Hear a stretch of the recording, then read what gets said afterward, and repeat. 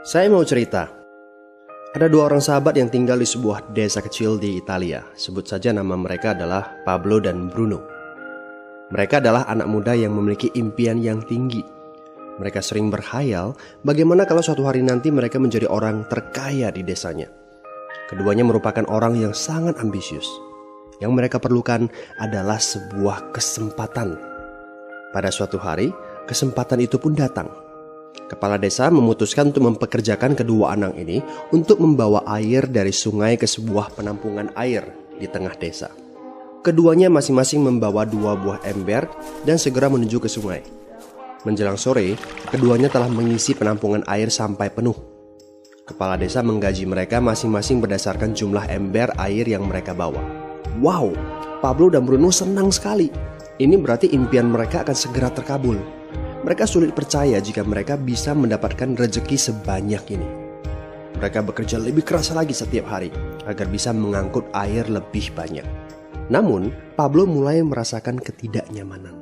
Ia tidak yakin pekerjaan ini bakal buat impiannya terwujud. Punggungnya nyeri dan kedua telapak tangannya lecet-lecet. Kian hari, kian takut saat harus pergi bekerja.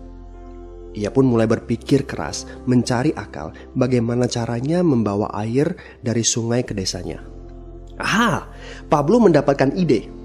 Bruno, saya punya rencana. Daripada kita mondar-mandir bawa-bawa ember setiap hari, kenapa kita nggak sekalian aja buat sebuah saluran pipa dari sungai ke desa kita? Saluran pipa? Ide dari mana itu? Seru Bruno. Kita udah punya kerjaan yang bagus, Pablo. Saya bisa bawa 100 ember sehari. Saya akan jadi orang kaya. Di akhir minggu, saya bisa beli pakaian baru. Pada akhir bulan, saya bisa beli seekor sapi. Dan pada akhir tahun, saya bisa bangun sebuah gubuk baru. Nggak ada kerjaan sebagus ini di desa ini. Setiap minggu kita bisa liburan. Setiap akhir tahun, kita berhak cuti selama 2 minggu dengan gaji utuh. Kita akan punya hidup yang layak. Jadi buang jauh-jauhlah pikiran untuk bangun saluran pipa. Tapi Pablo tidak putus asa. Ia akhirnya memutuskan untuk bekerja paruh waktu. Ia tetap bekerja mengangkut ember-ember air. Separuh waktunya, serta di akhir pekan, dia luangkan waktu untuk bangun saluran pipanya. Hal itu tidak mudah. Penghasilannya otomatis menurun dan dibutuhkan waktu 1 hingga 2 tahun sebelum saluran pipanya bisa menghasilkan sesuatu yang berarti. Bruno dan orang-orang desa mulai mengejek Pablo. Dia menyebutnya Pablo si manusia saluran pipa. Bruno yang berpenghasilan hampir 2 kali lipat dari Pablo terus memamerkan barang-barang baru yang berhasil ia beli. Sapi, keledai, pakaian, sepatu baru, gubuk bertingkat 2. Bruno bisa makan mewah di kedai. Orang-orang di desa menyebutnya Tuan Bruno. Sementara Bruno berbaring santai di sore hari pada akhir pekan, Pablo terus saja menggali saluran pipanya. Pada bulan-bulan pertama, Pablo memang tidak bisa menunjukkan hasil dari usahanya. Pekerjaannya memang sangat berat, bahkan lebih berat daripada kerjaan Bruno. Karena Pablo juga harus bekerja pada malam hari.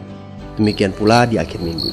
Tapi Pablo selalu mengingatkan pada diri sendiri bahwa impiannya dibangun berdasarkan pada perjuangan yang dilakukan hari ini. Dari hari ke hari, dia terus menggali, inci demi inci. Sedikit demi sedikit, lama-lama jadi bukit. Dari 1 inci kemudian menjadi 1 kaki. Kemudian jadi 10 kaki. Kemudian 20 kaki, 100 kaki, dan seterusnya. Bersakit-sakit dahulu, senang-senangnya kemudian. Demikian dia terus menyemangati dirinya sendiri. Sepulang kerja, tubuhnya lelah sekali. Fokus pada hasilnya. Kata-kata itu terus ia ulangi dalam hati setiap hari saat dia pergi tidur. Sementara dari bar di desa itu terdengar gelak tawa mengiringinya ke alam mimpi. Ayo, fokus pada hasil akhir. Hari berganti bulan, saluran pipanya sudah setengah jadi. Saat beristirahat, Pablo melihat dari jauh sahabatnya Bruno yang terus saja mengangkut ember-ember. Bahu Bruno tampak semakin lama semakin membungkuk. Dia menyeringai kesakitan. Langkahnya semakin lamban akibat kerja keras setiap hari. Dia semakin jarang bersantai-santai di tempat tidur gantungnya. Dia lebih sering terlihat di bar, duduk dengan wajah letih dan murung. Saat pengunjung bar melihat Bruno, mereka saling berbisik. Hei, ini dia Bruno si manusia ember. Dia lebih suka duduk sendiri di sudut yang gelap ditemani botol-botol kosong di sekelilingnya. Akhirnya, saat bahagia Pablo pun tiba. Saluran pipanya sudah rampung. Orang-orang desa berkumpul saat air mulai mengalir dari saluran pipanya menuju ke penampungan air di desa.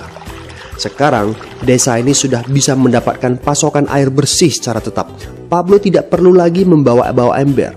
Artinya, airnya akan terus mengalir, baik dia sedang bekerja maupun tidak. Air itu mengalir saat dia makan, saat dia tidur. Air itu mengalir di akhir minggu ketika dia asyik bermain. Semakin banyak air yang mengalir ke desa itu, semakin banyak pula uang yang mengalir ke kantong Pablo. Apa moral dari cerita ini? Pertanyaan yang paling penting untuk kita renungkan adalah, siapakah Anda? Seorang pembawa ember atau seorang pembuat saluran pipa? Apakah Anda hanya mendapatkan penghasilan jika Anda datang ke tempat kerjaan, seperti Bruno pengangkut ember? Atau Anda termasuk orang yang bekerja hanya sekali saja, kemudian Anda dibayar terus-menerus, seperti Pablo pembuat saluran pipa? Jika Anda termasuk orang kebanyakan, itu berarti Anda bekerja dengan menggunakan pola pembawa ember. Anda membarterkan waktu untuk mendapatkan uang. Maksudnya, bekerja 1 jam dibayar per jam, bekerja 1 bulan dibayar per bulan, bekerja setahun dibayar per tahun. Masuk akal kan? Masalahnya, dengan sistem pembawa ember, masuknya uang akan berhenti saat kita berhenti bawa ember. Artinya pendapatan kita hanya sementara alias tidak langgeng. Kalau di suatu pagi Bruno bangun dan punggungnya terasa sakit, sehingga dia tidak bisa bangkit dari tempat tidurnya, berapa uang yang akan dia dapatkan hari itu? 0 besar. Fakta yang harus kita sadari adalah kita tidak bisa bekerja selamanya karena faktor usia dan kesehatan. Jika kita tidak sanggup membarterkan waktu kita, maka kita tidak akan mendapatkan uang. Pablo jauh hari sudah menyadari keterbatasan ini. Karena itulah dia langsung berpikir untuk menciptakan suatu sistem yang memungkinkan dia untuk terus mendapatkan bayaran baik dengan cara barter waktu ataupun tidak. Pikirkan ini. Bagaimana dengan Anda? Anda mau apa kalau besok penghasilan Anda berhenti? Apa yang akan terjadi kalau Anda dipecat? Apa yang terjadi kalau kemudian Anda sakit atau cacat sehingga tidak bisa membawa ember lagi? Bagaimana seandainya perawatan kesehatan yang mendadak yang harus Anda jalani menghabiskan uang tabungan Anda? Apa yang terjadi bila uang tabungan Anda itu langsung menguap dalam semalam? Kalau penghasilan Anda berhenti besok, untuk berapa lama Anda bisa membayar hipotek Anda? Cicilan rumah, mobil Anda, ataupun untuk biaya sekolah anak-anak Anda? 1 tahun, 6 bulan, 3 bulan, atau 3 minggu? Jelas. Apakah Anda bekerja sebagai penyapu jalan, bekerja di kantor, punya jabatan tinggi, atau memiliki toko, seorang profesional di bidang tertentu, tetap saja Anda membarterkan antara satuan waktu dengan satuan uang. Apakah dengan cara demikian Anda akan aman? Satu-satunya jalan untuk menciptakan keamanan yang sesungguhnya adalah seperti yang dilakukan oleh Pablo, yaitu membangun saluran pipa saat Anda masih bekerja sebagai pembawa ember. Dengan membangun sebuah saluran pipa, Anda cukup mengerjakan pekerjaan sekali saja, capeknya sekali saja, tetapi Anda akan dibayar terus-menerus. Saluran pipa ini akan memberikan Anda penghasilan walaupun Anda sedang tidur ataupun Anda sedang main. Penghasilan ini juga akan terus Anda peroleh setelah Anda pensiun, pada saat Anda sedang sakit ataupun cacat sehingga tidak bisa bekerja, dan juga dalam situasi darurat.